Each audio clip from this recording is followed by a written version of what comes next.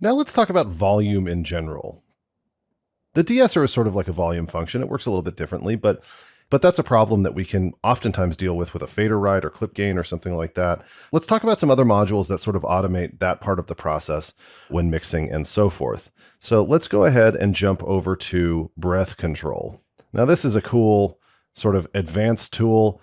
I don't know how they do it. It's very simple to use. I love it. Let's listen to our recording and let's find some breaths. To let your body come dance with me on the land and in the sea. Time to let your body free. Turn around and feel the beat. Come dance with me on the... So we have two breaths here.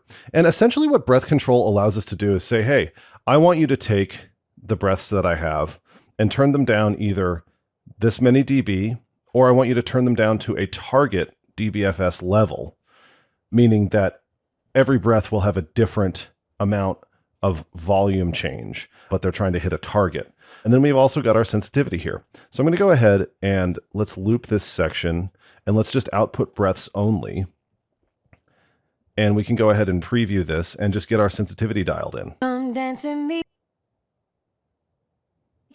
To let your body come dance with me. Okay, so the sensitivity is all the way up. That's working pretty well. And then let's just turn the target down to -37 and let's see what it does there. And let's also see if it grabs anything that's not a breath. That's always interesting. I'm going to uncheck output breaths only because it will actually only print breaths if you hit render with that box checked. Okay, so let me undo that. You can see we didn't really change this one too much, but this one got brought down a bit. See? Also this one. So let's listen with the breath control. Come dance with me on the land and in the sea. Time to let your body free. Turn around and feel the beat. Okay, not quite enough for me. Let's pull it down even more. And I'm being facetious with my not quite enough for me because that was definitely enough for me. But maybe you really want to get rid of them and you're trying to do some big broad strokes here. Come dance with me on the land and in the sea. Time to let your body free. Turn around and feel the beat. So you can hear we've gone a little bit too far. It sounds unnatural. It sounds weird. If you wanted that few breaths, I would just recommend cutting them out manually. We've also seemed to have lost something at the beginning. Come dance. Come dance. See, that C is getting sort of chopped off because we went too far with the target level there. So what I recommend you do with the breath control is use it for control, but not for editing things out completely.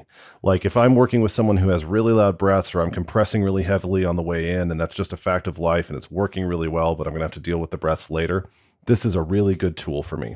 It also works great for voiceover, podcasts, things like that. So breath control works really great in terms of riding volume in specific places. But what if we wanted to ride the volume across the board? Well, we could do that by going over to Leveler. This is a super handy tool.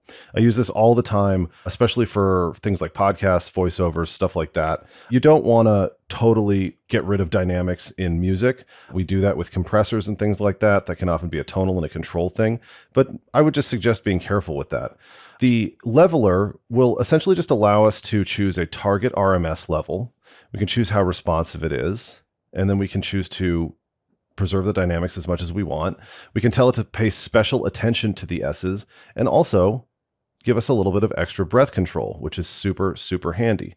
So let's go ahead and hit the compare button. And so this is the original audio. Dance with me on the land and in the sea. Time. So let's switch to the leveler settings and it's going to be a different volume. Come dance with me on the land and in the sea. Time to let you. Let's pull down the target level. Let's pull down the target level even more. And you know what? I'm going to hit the compare button there because when I change the settings here, it's not changing the comparison in the compare box. This is what's handy about compare here, by the way, is we can add more than one setting to it. So here's settings 2. I'm going to remove both of these and I'm just going to try and match my overall loudness here. So let's hit compare there and see how close we are in terms of level. Let's go a little bit louder. Okay, just a little bit louder.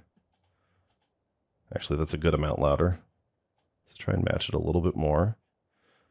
So the total RMS is -22, I see. So we're gonna Let's pull this back a little bit. Let's compare. All right, so we're in the same ballpark here. And look at this. This is interesting. Let's listen to the difference.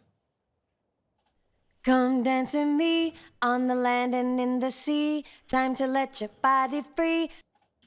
Come dance with me on the land and in the sea. Time to let your body free. Turn around and feel the beat.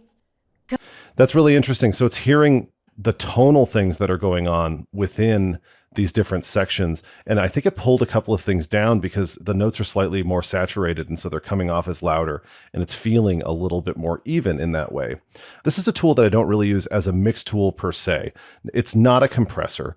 It sort of listens to things. It tries to level them out a little bit. It normalizes, but on sort of an adaptive level, which is super handy. I use it more often for things like podcasts, voiceover, stuff like that. Or perhaps it could be handy if you have a particular chain that one set of vocals are responding really well to, and you want to just try and get the processing really close, but the gain staging is a little bit different. This might be a good place to go because you could say, hey, let's optimize this for music. Let's get a target level going that's really close to what we were doing in this other file. And then we can hit the gear or we can hit the chain in the same way. That might get us a little bit closer to matching things up. Other than that, it's simply a convenience tool. It's a volume writer, and that has a lot of different uses. But just remember, it's really easy to get things kind of unmusical feeling with something like this.